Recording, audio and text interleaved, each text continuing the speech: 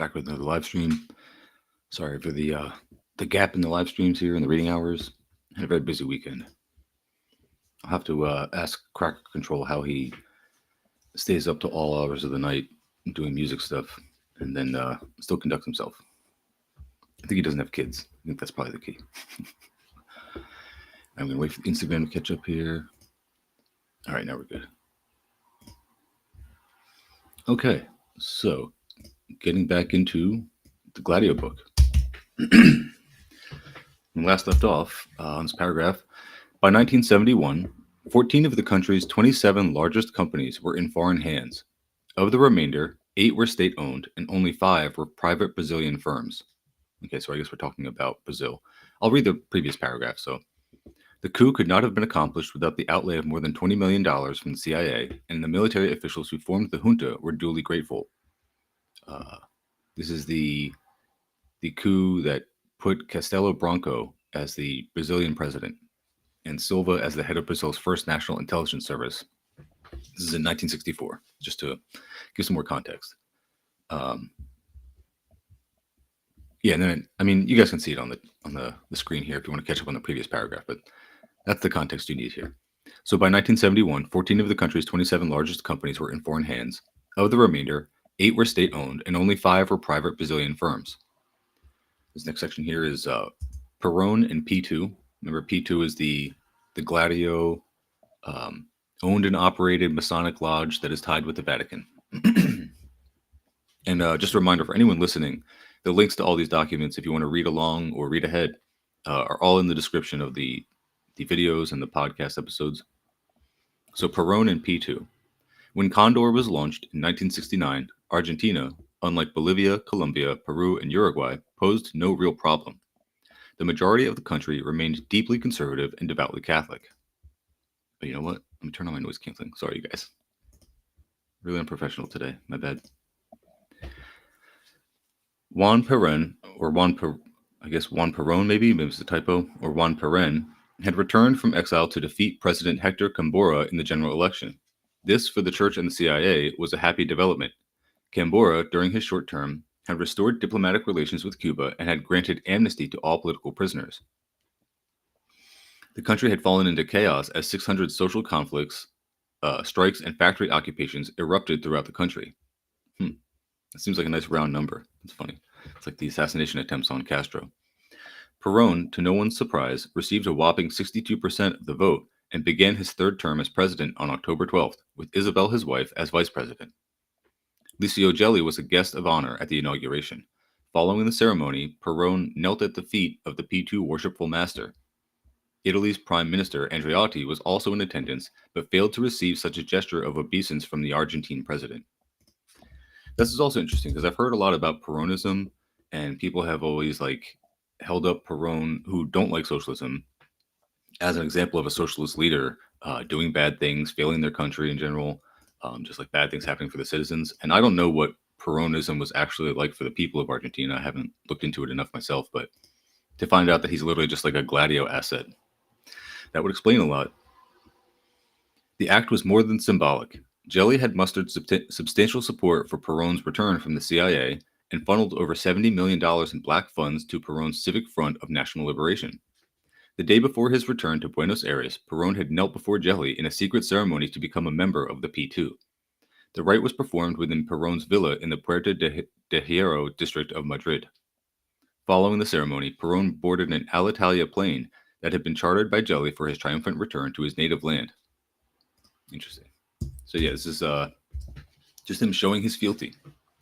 In 1974, Perón issued a decree granting Gelli the Gran Cruz de la Orden del Libertador, Argentina's highest honor, and appointing him the honorary ambassador to Italy.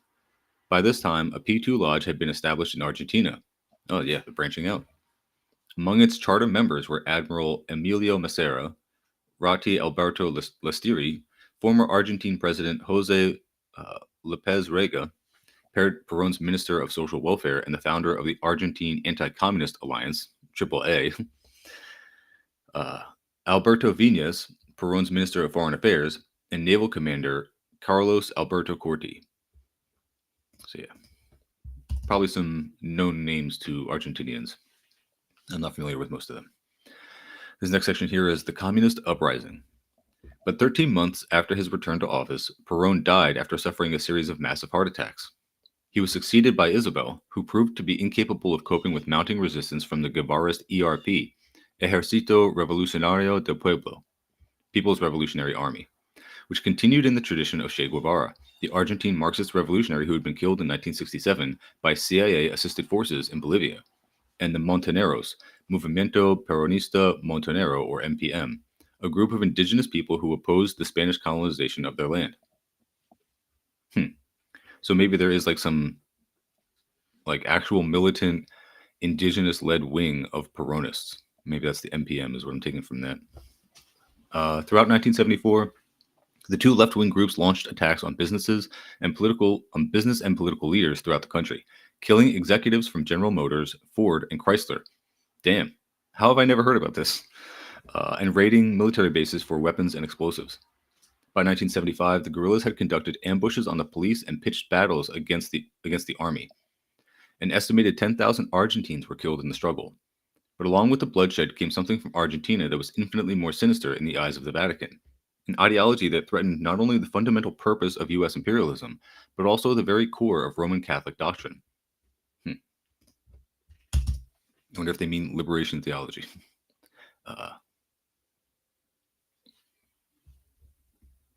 So this next section here is the new heresy. This ideology first reared its hoary head at the Conference of Latin American Bishops in Medellin, Colombia in 1968, when the bishops, instead of upholding the latest encyclicals from Pope Paul VI, called upon the Vatican in their official proclamation to, quote, defend the rights of the oppressed and to uphold a, quote, preferential option for the poor in the struggle for social justice. I don't know why I can't say that, for social justice.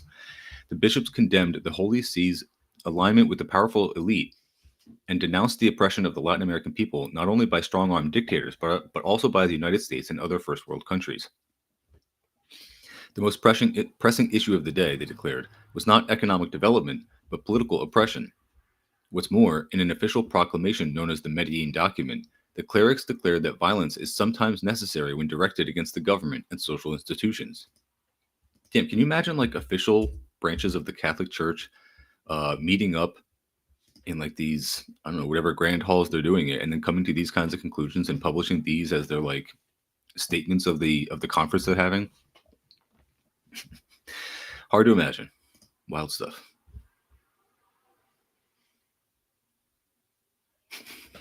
Welcome, Shibbles. Shibbles says he had to put down one book to join with these three because he's addicted. Yeah, I mean, these are, I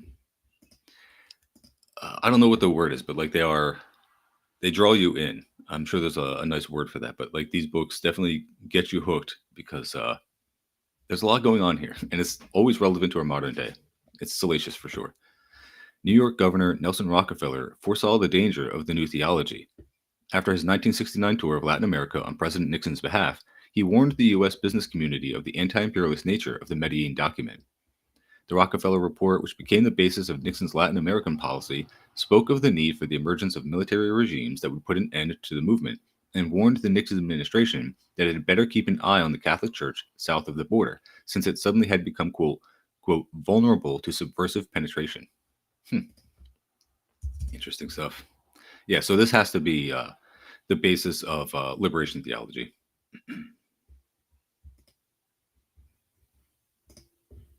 Is this a bot in the chat?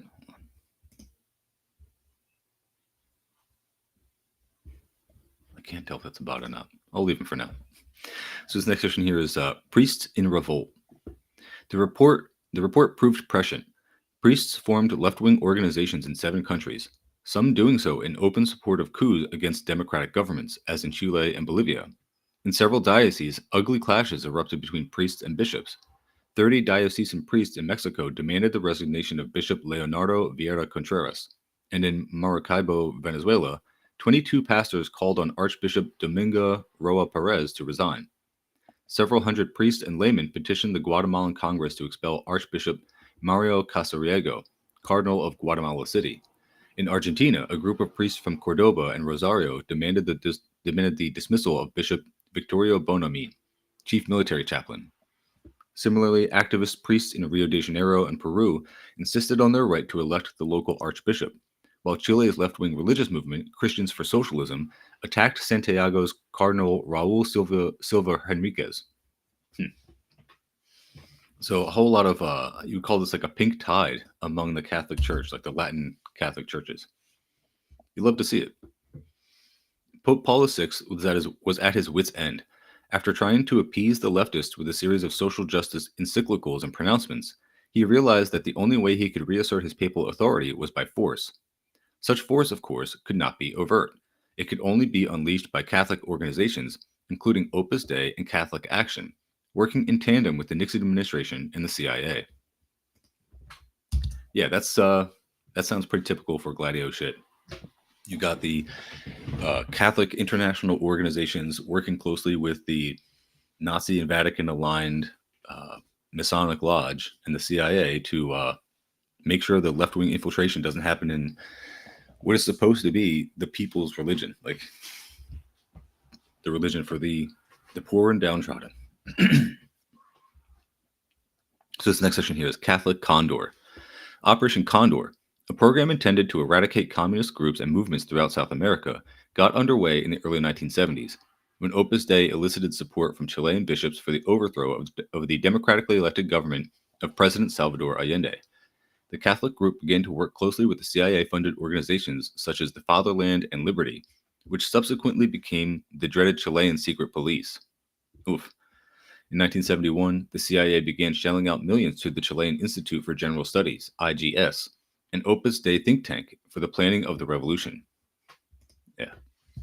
So they're literally organizing to a level that you can reasonably expect a revolution to occur. That's the kind of stuff you have to be doing. You have to be like officially, like not officially, but like organizing in a way that is like, feels like work.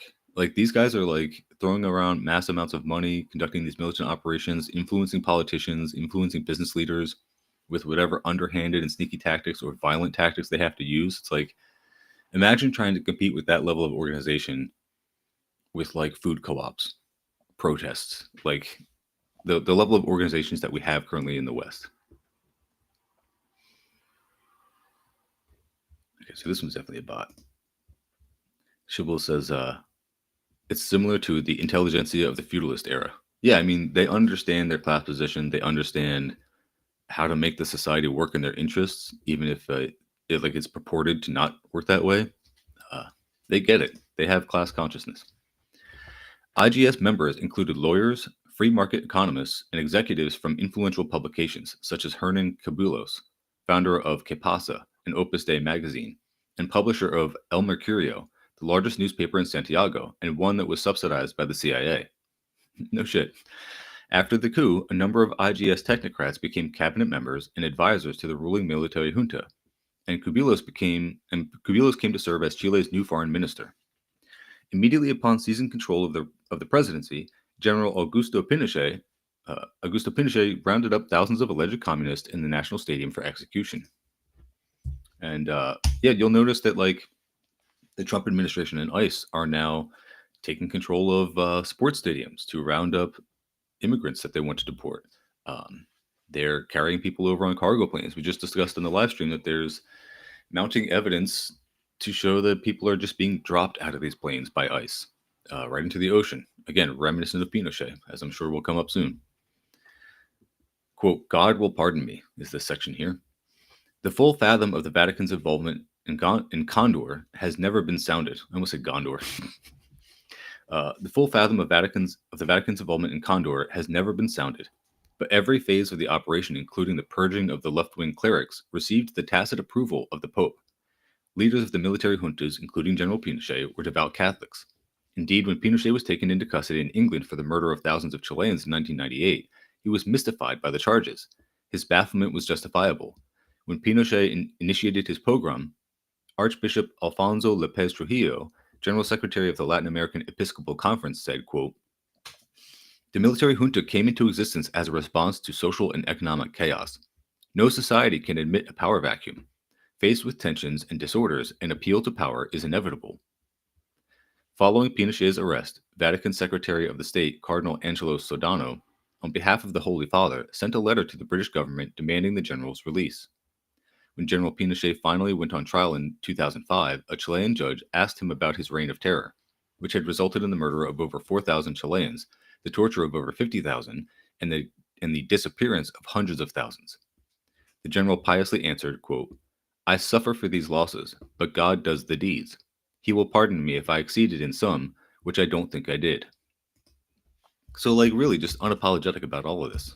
And of course, um, if you know anything about Pinochet, like, he was a good friend of Margaret Thatcher, um, and didn't like go to jail. Like, as far as I know, he just like died peacefully at home in old age of natural causes. Quote, or sorry, this next section here is Bolivia gets the bird. In 1975, the Bolivian Interior Ministry, a publicly acknowledged subsidiary of the CIA, drew up a master plan with the help of Vatican officials for the elimination of liberation theology. Can't have that working out. Dubbed the Banzer Plan after Hugo Banzer Suarez, Bolivia's right-wing dictator, who fancied himself the quote defender of Christian civilization, the scheme was adopted by 10 Latin American governments. Banzer had come to power in Bolivia as the result of a 3-day coup in August 1971 that left 110 people dead and 600 wounded. The coup, as recently declassified U.S. State Department documents show, was funded by the CIA as part of Operation Condor. In order to mount the master plan, Banzer relied on Klaus Barbie, who recruited a mercenary army of neo-fascist terrorists, including Stefano della Chiaie. I'm not really sure how to say that guy's last name. It's Chiaie. It's probably like Chiaie, I guess. To fund the army, Banzer ordered coca trees to be planted throughout the country's ailing cotton fields. Between 1974 and 1980, land and coca production tripled. The coca was exported to Colombian cartel laboratories, including Barbie's Transmauritania. A multi-billion-dollar industry was born. Also, I'm pretty sure, now that I'm thinking about it, the Truanon episode or multiple episodes was about Klaus Barbie and not Otto Skorzeny. I always get the two confused, but they're both just like notorious Nazis that were never held accountable for their Nazi shit, let alone any of the other dastardly shit they did after being Nazis. Again, unless I'm confusing both of their stories, but just recommending the Truanon episode or episodes about that. Shibble says, I don't think it's related, but both are 20th century stoners. Who do you mean? I'll check back in a minute. The tremendous upsurge in coca supply from Bolivia sharply drove down the price of cocaine, fueling a huge new market and the rise of the Colombian cartels. The street price of cocaine in 1975 was $1,500 a gram. Within a decade, the price fell to $200 per gram.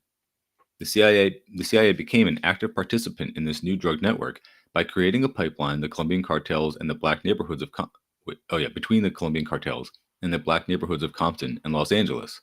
The pipeline was unearthed by Gary Webb, a reporter for San Jose Mercury News in 1996. Webb's findings resulted in an investigation by the U.S. Senate, which served to confirm his claims. And if you don't know what happened to Gary Webb, it'll probably come up soon. But yeah, he committed quote unquote suicide by shooting himself twice in the head. This next section here is the perfect crime. Even prior to the enactment of the Banzer Plan, the Vatican played a key role in the emergence of the cocaine trade by offering the drug cartels its money laundering service in exchange for stiff fees. To initiate the process, the Holy See established a chain of shell companies in Panama and the Bahamas that transferred deposits from the cartels to Banco Ambrosiano and the Italian banks under Sindona's control. From these private and parochial banks, the money flowed to the IOR and from the IOR to financial firms in Switzerland, Luxembourg, and Liechtenstein. The first shell company established by the Vatican for this purpose was the Cisalpine Overseas Bank in the Bahamas. Cisalpine is spelled like cisgender with alpine at the end.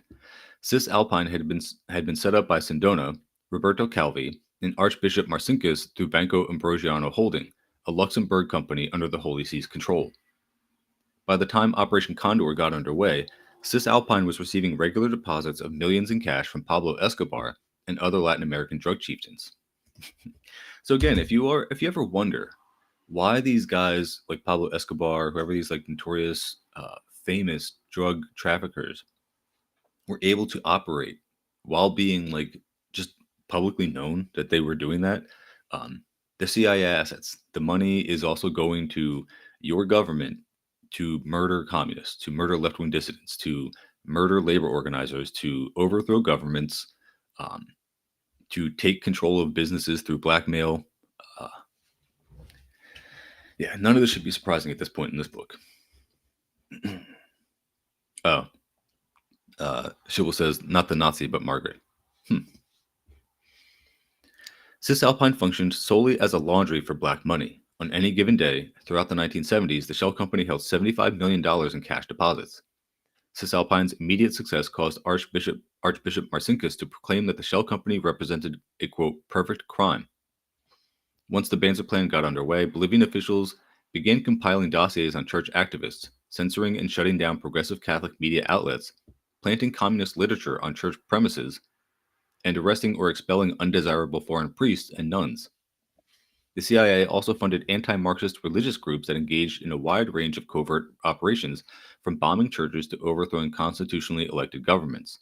The plan gave rise to a series of clerical assassinations, culminating in the murder of Archbishop Oscar Arnulfo Romero, a leading proponent of liberation theology. Mm-hmm. And this next section here is called the Dirty War, but that's literally what it is. Like, that's the best way you can possibly describe it, is an underground, clandestinely conducted war against any kind of legitimately elected, just like innocent operators in the political and economic systems, people who are just trying to do good things for workers. This is the system that you live in. It's funding and conducting a war against those people all the time. Oh, I'm at 20 minutes already. Jesus. That went fast. All right, I'm going to bookmark this one. So we'll pick back up on the Gladio book tomorrow with The Dirty War. So now I'll switch over to Western Marxism. There is a duplicitous erasure at work here. Let's see. Should I read any more context? I'll read the last paragraph just to provide context for where this duplicitous erasure is at work. The liberal West was counterposed positively by Bloch to not only the Germany of Wilhelm II, but also the country born of the October Revolution. On the latter, the young philosopher expressed a severe judgment without waiting for the withdrawal from Russia of the German army, or even less for the end of the Civil War. Quote, the proletarians of the world have not fought for 4.5 years against Prussia in the name of worldwide democracy, to then abandon freedom and the democratic line, the pride of Western culture, and in the name of the conquest of socioeconomic democracy, referring to Soviet Russia. As this last passage suggests, he made a comparison to the North American Republic. Quote, with the admiration for Wilson, already one could think as socialists that it would have been possible that the son of Washington would one day supersede the awaited son of Moscow, that freedom and purity could come from capitalist America. And that's S-U-N in both those instances. So, continuing, there is a duplicitous erasure at work here. We pass over the fact that the war provoked a climate of terror and witch hunts in the countries where the liberal tradition was most firmly rooted, and that, thanks to their geographic location, were a safe distance from the battlefields or from the threat of invasion. The most serious erasure, however, concerned the colonial question. Only a few years earlier, the United States that Bloch celebrated put down through merciless repression and genocidal practices the revolution for independence in the Philippines. On its own territory, between the 19th and 20th centuries, a terrorist regime of white supremacy repeatedly subjected black people to lynchings, to torture and slow and interminable execution, staged as a mass spectacle for the festive white community.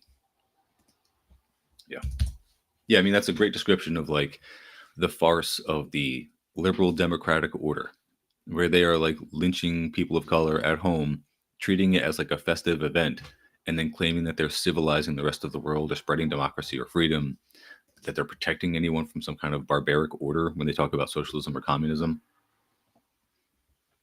Yeah, Schibel says, seriously, take a trip to the global south is eye-opening. Mm-hmm. So the Second World War saw an eruption of the colonial question well beyond the colonial world. Hitler sought to build a, quote, German Indies in Eastern Europe, at times comparing it to a kind of Wild West. Like the American, quote, Indians, the indigenous in the Third Reich had to be deported and exterminated to conquer their territory for the white and German race. Yeah, as we all know, Hitler learned it from the US. He was trying to model his own genocide and extermination campaign after what the US had so successfully done to indigenous people. The survivors were destined to work like the black slaves forever at the service of the master race. Not dissimilar was the practice of the Japanese Empire in Asia. However, the centrality assumed by the colonial question did not lead to any rethinking by Bloch. In 1961, Bloch published Natural Law and Human Dignity. I'm going to be real, I'll look really silly if his name is actually pronounced like Bloch or something. Either way, it's Bloch if you want to look this guy up. As the title indicates, this is far from the underrating so dear to Della Volpe, to the Della Volpe of Libertas Minor. On the contrary, the defense of the legacy of the liberal tradition is front and center. The criticism of this tradition continued to be that which we have already seen the young Bloch express with the words of Anatole France. In the liberal capitalist world, quote, equality before the law, that it forbids rich and poor alike to steal firewood, or to sleep under bridges. In Natural Law and Human Dignity, the philosopher reiterated that liberalism is wrong to advocate for a quote, formal judicial equality that remains purely formal. This affirmation can be read in a book published in the same year that Paris police unleashed a merciless witch hunt against Algerians, drowning many in the Seine or killing them with their batons. And all this happened in the light of day, indeed in the presence of French citizens who, under the protection of the law, assisted while enjoying the spectacle. Anything but, quote, formal equality. In the capital city of a liberal and capitalist country, we see at work the dual legislation that consigned to arbitrary will and to police terror a defined ethnic group. And that's pretty much exactly what is still going on. It's now just the battle between Zionists and anyone who is like brown and an advocate for Palestine. Muslim people are usually the target, but really any Arab person, anyone who gets confused for an Arab person, or really any Palestine activist, but it's usually going to happen, obviously, more so to people of color. But it's that same thing. Like you just have this entire ethnic group that the law does not protect, and then a whole other ethnic group, and now like a political ideology that the law will protect beyond reason. If we then take into consideration the colonies and the semi-colonies, and we turn our attention to, for example, Algeria, Kenya, or Guatemala, a formerly independent country but in fact a U.S. protectorate, we see that the dominant capitalist and liberal state has recourse on a large scale and in a systemic way to torture, concentration camps, and genocidal practices against the indigenous populations. There is not a trace of any of this in Bloch.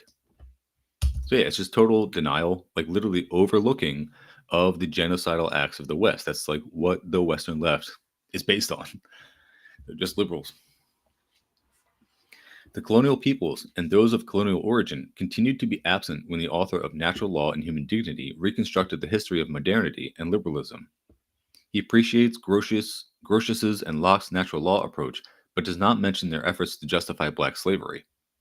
Referring to the American War of Independence, he paid homage to the struggle of the, quote, newly liberated states, but passed over in silence the weight of slavery in the sociopolitical reality and the U.S. Constitution itself. Even more striking is his silence over the fact that it was in precisely these years that the African American struggle to definitively abolish the regime of white supremacy developed in the Republic on the other side of the Atlantic. It was a development that caught Mao Zedong's attention in Beijing, and it is interesting to compare the positions of two such different personalities. The German philosopher denounced the merely, quote, formal character of liberal and capitalist equality. The communist leader instead emphasized the intersection of social and racial inequality.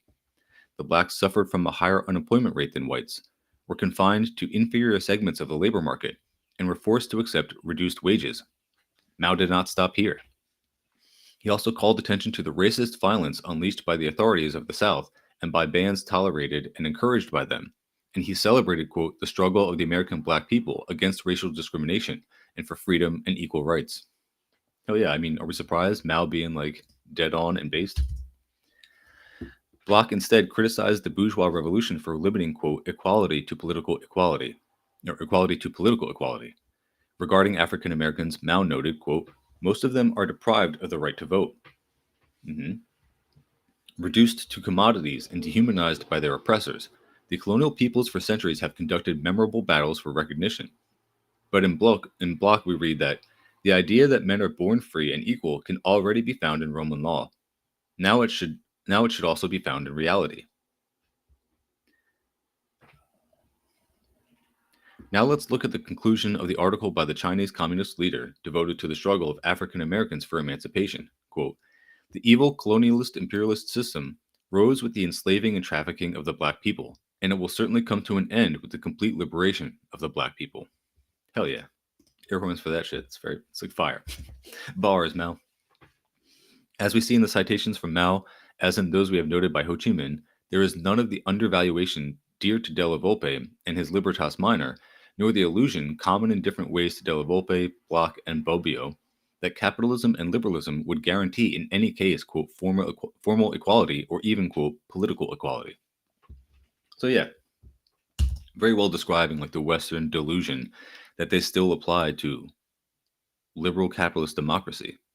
Even if they purport to be against that or be against capitalism, they still have this like baseline understanding that the West is actually democratic and fair and free, while the East is like scary, authoritarian, and dystopian. Schill says it's so parallel with the fascism in the 1920 and 2020, down to media proclaimed dubs before, quote, Mussolini rode in on a horse 3 days later, is the same as we've destroyed their nuclear arsenal. Yeah, like the false victories. This next section here is section 7, Horkheimer, from anti-authoritarianism to philo-colonialism. The incomprehension of the colonial question culminated in a current of thought to which we are indebted for its brilliant and acute analyses of the social, political, and moral problems peculiar to capitalist society. I refer to the Frankfurt School. In his 1942 work, The Authoritarian State, Max Horkheimer summed up the history that began with the October Revolution. The condemnation was unconditional. In Russia, there was not socialism, but, quote, state capitalism. Of course, we need to recognize that it, quote, increases production in an extraordinary way, and this was of great benefit to the, quote, economically retarded territories of the world. Hey, you can't call them that. So that they could make up in rapid time their backwardness with respect to the more advanced countries. At least this could be considered a positive result, right? In reality, it is true that the Russia the Bolsheviks governed with an iron fist succeeded in bringing about industrial and economic development and had become a model. But who feels its appeal? So we have a block quote here. Instead of dissolving in the end into the democracy of the councils, the group, the Communist Party, can maintain itself as a leadership. Work, discipline, and order can save the republic and tidy up the revolution. Even when the abolition of the state is written on its banner, that party transfigured its industrially backward fatherland into the secret vision of those industrial powers who were suffering from their parliamentarianism and could no longer live without fascism. While these lines were being written, the Nazi army, after having subjugated the better part of Europe, was at the gates of Moscow and Leningrad. Their entire populations faced the threat of death at the hands of a terrifying war machine, or through a merciless siege and the starvation stemming from it. In these circumstances, what sense did the evocation of the, quote, democracy of the councils, or even less the utopian idea of the abolition of the state have? At that moment, the accomplishment of Hitler's project seemed to be at hand, a project that explicitly aimed at enslaving the peoples of Eastern Europe to build a great colonial empire on a continental scale. If subjected to the formidable pressure of a gigantic military apparatus and of an experiment in brutal efficiency, the Soviet Union could resist because of the forced march to industrial development to which Horkheimer refers. But he paid no attention to all this and saw as irrelevant the fact that in this conflict there was on one side colonialism and slavery, and on the other anti-colonialism and anti-slavery. In the eyes of the prestigious exponent of critical theory, it was, if anything, the country of the October Revolution that was on the verge of being enslaved after its population was decimated that deserved the most severe judgment. Yeah, isn't that curious? So we have a quote from him here. Integral statism, or state socialism, is the most consequential form of the authoritarian state, which has freed itself from dependence on private capital. In integral statism, socialization is simply decreed. Private capitalists are eliminated.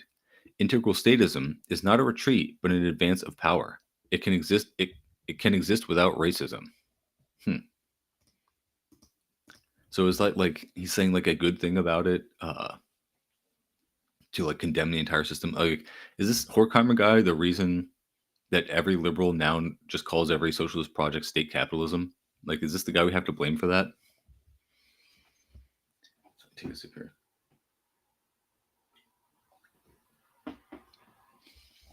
All right. So the crisis of critical theory emerged again.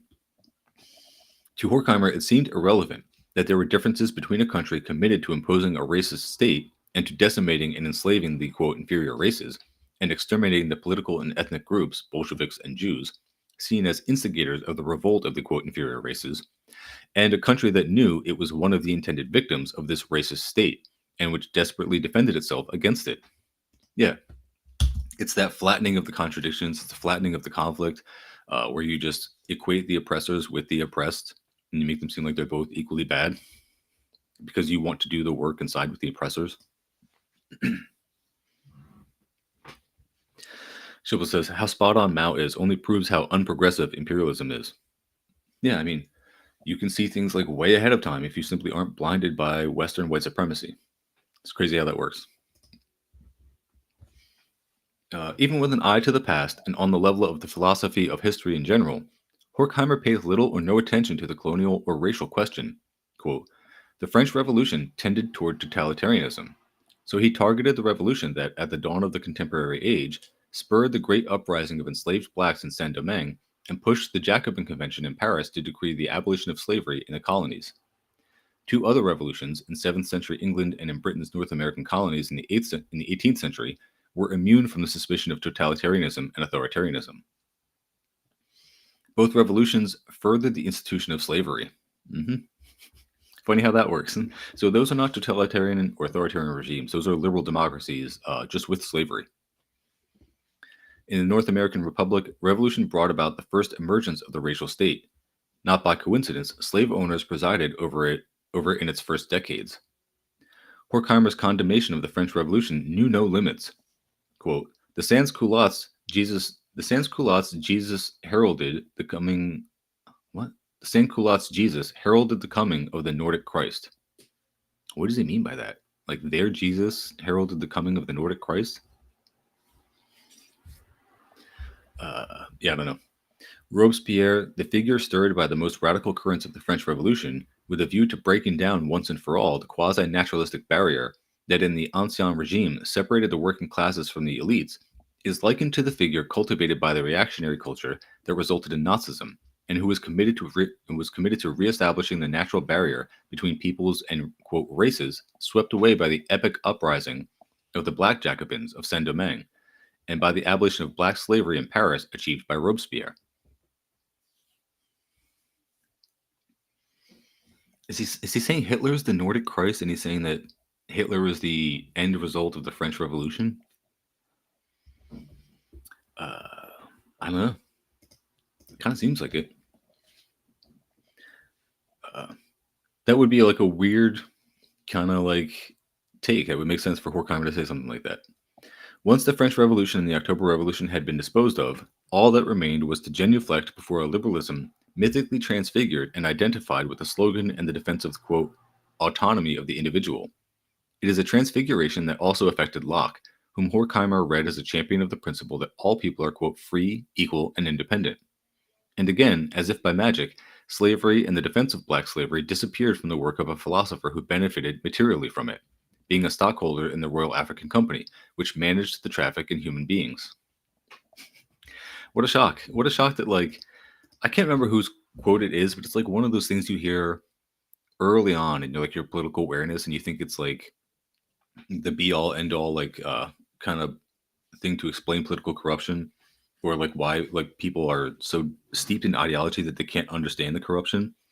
And it's like when they say it's very hard to get a man to understand something when his salary is dependent on him not understanding it. And of course, it usually comes up in the context of climate change or anything else. It's like environmental damage, but it applies to really everything. If there's any kind of corruption going on, and it's like a systemic corruption or just oppression, even, of course, you're not going to be able to understand that you are the beneficiary of that oppression because you are, and because it would incriminate you, which is why liberals are not able to view a genocide. They have to remain intentionally ignorant and then also deny that they have become racist, fascist, like literal subhuman people by doing that, by voting for like blue genociders. They're just bad people. Given these, given these presuppositions, the lack of attention, the diffidence, and even the hostility with which Horkheimer views the worldwide anti-colonial revolution is not surprising. He read the history of his time as a struggle between, quote, civilized states and totalitarian states. This also went for the Cold War. Quote, I must say that if the civilized states didn't spend enormous sums on armaments, we could find ourselves already under the domination of those totalitarian powers. If one criticizes, one must also know that those criticized cannot act differently. It was 1970. The war against Vietnam raged greater than ever, and its colonial character and genocidal practices were evident to all. And yet, the most authoritative exponent of critical theory had no doubts the, quote, civilized West must defend itself from the barbarians of the East. These are our leftist thinkers, dog.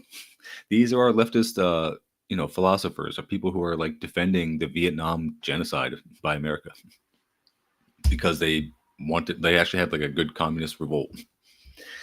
Nor did the African American struggle against the persistent regime of white supremacy in the U.S. South trouble Horkheimer's certainty. Yes, he discussed, quote, the current difficult situation of race relations beyond the Atlantic, but he emphasized, quote, the terrorism of the Negro activists over other Negroes that is much stronger than one thinks. Notice the familiarity here with the argument that people use against like Hamas or any kind of Palestinian liberation group. They call them terrorists and say that all the Palestinian people are just like helpless victims of this terrorist regime that they're under, so that they can seem like they're liberators when they just wantonly kill everybody.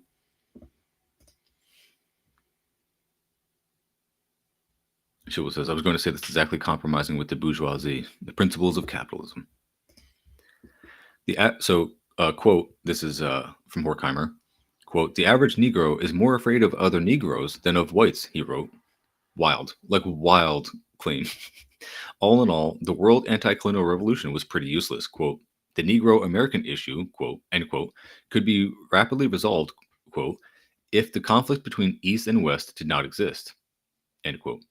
And if the same were true of, quote, the backward parts of the world. So yeah, literally just being like racist, anti-nativist, doing like the like calling these people savages who can't maintain their own democracy. They're doing tropes, folks. The discrimination that African Americans were fighting against was put on the bill of the Cold War and the anti-colonial revolution, as reflected in the critical reference to the, quote, terrorism of Negro activists in the United States and to the role of the Third World. In reality, things were exactly the opposite. In December 1952, the Supreme Court declared racial segregation unconstitutional in public schools, but only after the Justice Department informed it that a different decision would have radicalized the, quote, colored races and promoted the communist movement in the Third World and in the United States itself. The passage from diffidence to hostility is smooth. So here's a block quote here. Our most recent critical theory has not fought for the revolution because after the fall of Nazism in the Western countries, the revolution would bring about a new terrorism, a terrible situation. It is instead a question of preserving that which has positive value, for example, autonomy, the importance of the individual, his differentiated psychology, some moments of culture without arresting progress. This declaration does not seem to distinguish between the West and the Third World. So even the anti-colonial revolution then occurring in Vietnam, or that which had been victorious some years earlier in Algeria, was compared to a, quote, new terrorism. Of a more general character is this additional declaration. Quote, critical theory has the function of expressing that which, in general, is not expressed. It must therefore emphasize the costs of progress, the dangers that follow it, and end up dissolving even the idea of an autonomous subject, the idea of the soul, because it appears irrelevant in the presence of the universe. Now we want the world to be unified. We want the Third World to no longer suffer from hunger or be forced to live on the brink of hunger anymore. But to achieve this goal, we must pay the price of a society that takes the form of a world administration, that which Marx imagined to be socialism. In reality, is the administered world. So it seems like they're just doing a whole bunch of those, like, what are those, like, Reddit arguing devices that people like lob out if you like say anything that's like vaguely left. It's like always the liberals who are actually doing these logical sleights of hand. Again, we're just discussing how they ignore massive amounts of human suffering, subjugation, systemic oppression to put their own system on a pedestal and ignore that they are the beneficiaries of that world domination and oppression. We see the condemnation of socialism, the anti-colonial revolution, and the economic development of the peoples liberated or seeking to liberate themselves from the colonial yoke. We face a terrible alternative: resign ourselves to the poverty of the masses prevailing outside the West, or fall into the horror of an administered world. Oh, God forbid you have like an administered world. Like, just making that seem like it's such a bad thing. And at least for the critical theorist, the second option is much worse than the first. Yeah, it's literally the cult of individualism. Like, individualism has never worked out. It has never resulted in like better conditions for anybody. Um, but people still believe in it. People actually believe that that is a real thing we should take seriously as an ideology. Grand Designs Enjoy in the chat says, "Hi, what's the title of the text you are reading?" The current one is Western Marxism by Domenico Losurdo, translated and edited by Gabriel Rockhill. The first book was Operation Gladio, Unholy Alliance by Paul L. Williams. And I'm actually at 45 minutes. It's going by really quick today, guys. I haven't even noticed. So now I'm going to switch to the third book. And I got to bookmark the other one, sorry. So tomorrow on the Western Marxism book, we will pick up on Chapter 8, Adorno's Imperial Universalism. So fans of Adorno, be prepared to watch him get served for a whole chapter. So now we'll pick up on Peter Dale Scott's book, Drugs, Oil, and War, the United States in Afghanistan, Colombia, and Indochina. And again, if you guys want to check the podcast description on whatever app you're listening to this on, the YouTube description if you're watching the live video, or you can go to youtube.com/@tcotepod/streams. And in the description for all these videos is the link to the documents themselves if you want to read along or read ahead. Send them to anybody else if you want to get somebody pilled on this stuff. All right, so picking back up on Drugs, Oil, and War. In his important book, The Politics of Heroin, Alfred McCoy notes that heroin from Southern Asia had been insignificant in the global market until the late 1970s, when there was a 2-year failure of the monsoon rains in the Burma-Laos area. It was in response to this drought that Pakistani cultivation increased and heroin labs opened in the Northwest Frontier province by 1979, a fact duly noted by the Canadian Maclean's magazine of April 30th, 1979. McCoy notes the subsequent increase, quote, "By 1980, Pakistan-Afghan opium dominated the European market and supplied 60% of America's illicit demand as well." He also records that Gulbuddin Hekmatyar controlled a complex of 6 heroin laboratories in the Kohai Sultan district of Baluchistan, a region we are told elsewhere, quote, where the ISI was in total control. I can't remember what the ISI was. But it's like, it's a bad org. It's an org for trafficking all this heroin, drugs, and returning the money. Again, doing more clandestine, militant, anti-left-wing operations, regime changes, that kind of thing. This timetable raises the same question as events in 2001. What forces led the CIA in May 1979, armed with an NSC authorization from Brzezinski 1 month earlier, to work with the Pakistani ISI and its protege Hekmatyar in the context of an already burgeoning heroin trade that would come to dominate the activities of the ISI-Hekmatyar connection? Before that time, the CIA had already cultivated Pakistani assets that would become an integral part of the Afghan arms pipeline. One was the Gulf Group shipping line of the Gokal brothers, a firm that was heavily involved in shipping goods to third world countries for American aid programs. Another was BCCI, the biggest financier of the Gulf Group, or of Gulf Group. BCCI chairman Aga Hassan Abedi had been suspected of links to U.S. intelligence even before he founded BCCI in 1972. BCCI's connection to the CIA appears to have been strengthened in 1976, when under CIA Director George Bush, quote, the CIA strengthened its relationships with so-called friendly Arab intelligence agencies. The quote continues here. One of the most important of these was Saudi Arabia's intelligence service, the Istakbarat, run by Kamal Adham, Prince Turki Al-Faisal Al-Saud, and Abdul Rauf Khalil, all of whom were BCCI insiders. And this is another thing I'll just mention. I remember being, I guess I was like in my teens or 20s when I heard about this in the early 2000s. This book, House of Bush, House of Saud, and it's like this chronicle that details the decades of cooperation between the Bush family and the Saudis in this just like massive corruption, and everybody always points to like the oil sales and everything, and how the military industrial complex seeks to back up those relationships. But I guess under discussed and under mentioned is the drug trafficking and people like Gulbuddin Hekmatyar.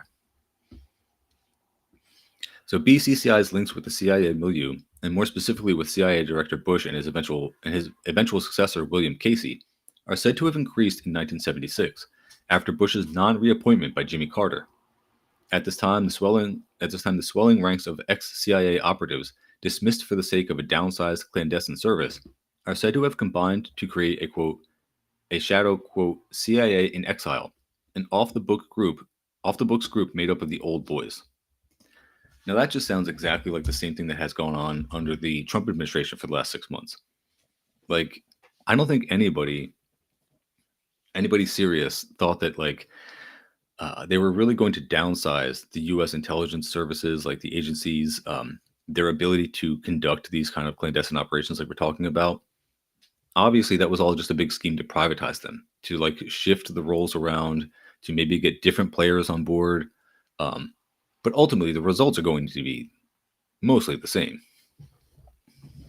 They may not be able to be as competent because, again, the U.S. is an empire in decline, but like it doesn't mean they're not trying. And this idea that like Trump and Musk were like gutting the federal government in some kind of meaningful way that would actually decrease its power abroad or domestically, like it's just not a serious. It's not a serious thought.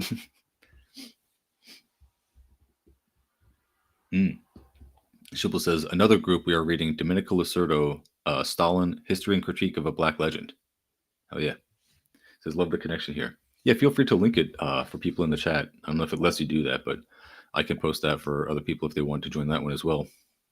It's up to Shibbles. I don't know how tight that group is.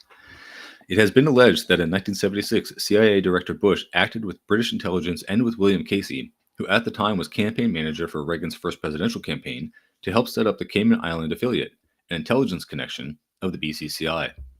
The purpose was to establish BCCI as a quote intelligence consortium among the British, the Americans, and the Arabs. Again, this is another book that is like heavily footnoted. That's footnote 50 if you want to like check all the sources for all these things. All of these books have been pretty heavily footnoted. According to this theory, the Syrian drug dealer Manzer al-Qasr, who had been recruited by British intelligence, quote, played a key role in this. He convinced all the terrorist groups from Abu Nadal to the Marxists to transfer their accounts to the new BCCI branch in London. Oof. Don't you hate it? That sucks. There, the Secret Service could easily wiretap and decipher every coded transfer. Damn. The Kerry Brown Senate report on BCCI confirmed that information on the Manzer al-Qasr and Abu Nadal accounts at the London BCCI branch had been passed on to British and American intelligence by the branch manager, who was apparently, quote, a paid informant. It also criticized the, quote, casual manner in which BCCI had been regulated in England, leading to a climax in which, quote, the Bank of England had inadvertently become partner to a cover-up of BCCI's criminality. Yes, I'm sure that's totally accidental. A third firm that became part of the Afghan arms pipeline was Global International Airways of Kansas City. It had already expanded in 1979 thanks to, quote, money borrowed from an Arabian international bank, allegedly BCCI. Meanwhile, the CIA was funding its Afghan operatives with currency from the Swiss firm Shakarchi Trading, which was later revealed to have laundered profits from both Afghan heroin and Colombian cocaine. From the outset, Abedi's entry into U.S. banking was tied to the achievement of personal influence to affect national policy changes, allegedly with the help of pro-Arab elements in the CIA, extending to President Jimmy Carter after a number of favors to Carter's embattled budget director, Burt Lance. Long after leaving the presidency, Carter continued to tour the world in Abedi's BCCI plane, allowing Abedi to profit from joint appearances with Carter in Kenya, Ghana, Pakistan, Bangladesh, China, Thailand, and the Soviet Union. Quote, all key targets of BCCI business development.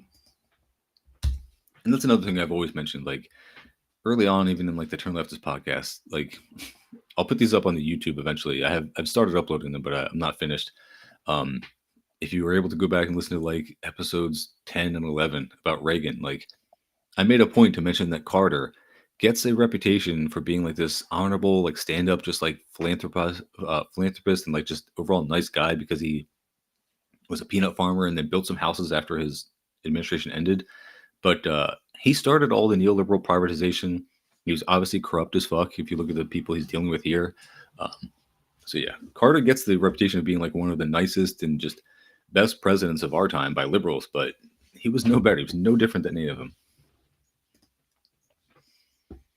Let's see. So, however, Abedi's efforts with Carter met with only limited success after 1979. In that year, the U.S. brokered Camp David settlement failed to satisfy a key Saudi demand that Israel relinquish East Jerusalem and the Temple in April 1979. The United States also stopped economic aid to Pakistan because of its development, financed by BCCI and by drugs of an atomic bomb. Okay, so that's how Pakistan got nukes from drug money from the U.S. Does India know this? I feel like they might be angry about that.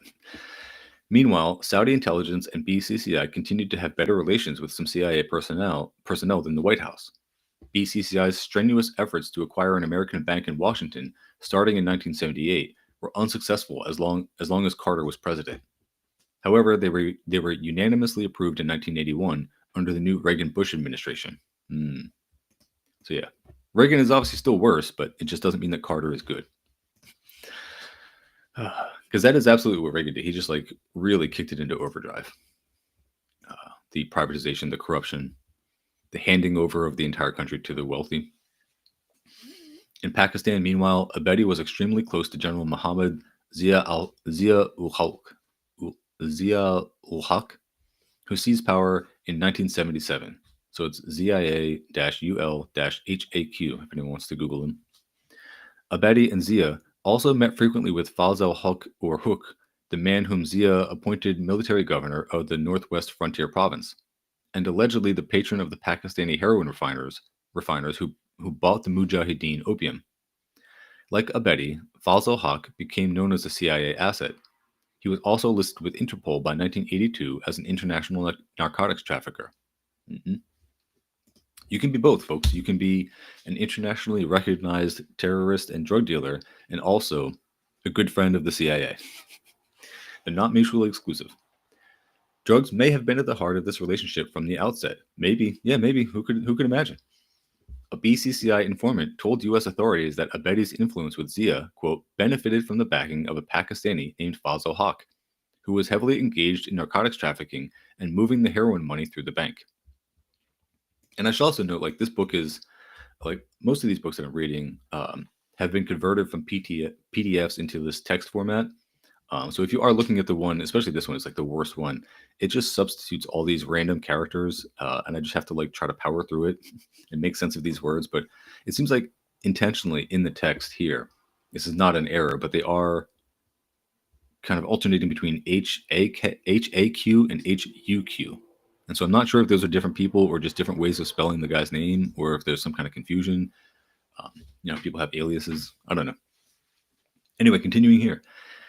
DEA headquarters in Washington told reporters they knew nothing about Fazl Haq, but a highly placed U.S. official explained to Time correspondent Jonathan Beatty that this was because Haq, quote, was our man. Everybody knew that Haq was also running the drug trade, and BCCI was completely involved. We have already seen that Brzezinski subsequently claimed responsibility for the CIA ISI intervention in Afghanistan. However, in a 1989 interview, Fazl Haq maintained that it was the Pakistanis, including himself, who pressured Brzezinski to back the ISI clients in Afghanistan. Quote, I told Brzezinski, you screwed up in Vietnam and Korea. You better get it right this time. Wow. Okay. In his book, Drugs in South Asia, Emdad ul Haq speculates further that Fazl Haq was the, quote, foreign-trained advisor who, according to the Hindustan Times, had suggested to General Zia that he use drug money to meet the Soviet challenge. Yeah, I mean, this chapter is called Emerging Patterns, apparently, but yeah, that is one of those emerging patterns, is to use drug money to not only immiserate working class people, use drugs to immiserate working class people, but use the money gained from that to fight the communist cause. You're killing two birds with one stone. You're keeping the proletariat subdued and literally drugged up, and you're also robbing them to fund the operations that keep them oppressed. It is clear that in May 1979, months before the Soviet invasion, the ISI put the CIA in contact with Hekmatyar, the ISI protege who would become the central figure in the Mujahideen drug trafficking. The CIA did so at a time the international heroin trade had suffered a major drop-off in opium from the Golden Triangle and thus needed to build up a new source. After Pakistan banned opium cultivation in February 1979 and Iran followed suit in April, the absence of legal controls in the Pashtun areas of Pakistan and Afghanistan, quote, attracted Western drug cartels and scientists, including some fortune seekers from Europe and the US, to establish heroin processing facilities in the tribal belt. All this new attention from the quote, international drug syndicates apparently came before either the CIA active intervention in Afghanistan in August 1979 or the Soviet invasion in December. No one can doubt the importance of drug trafficking to the ISI as an asset in support of policy goals and also, for some, as a source of personal profit. Through the 1980s and 1990s, the ISI clearly allowed Hekmatyar to use drugs to increase his influence vis-a-vis other Afghan commanders over which the ISI had less control.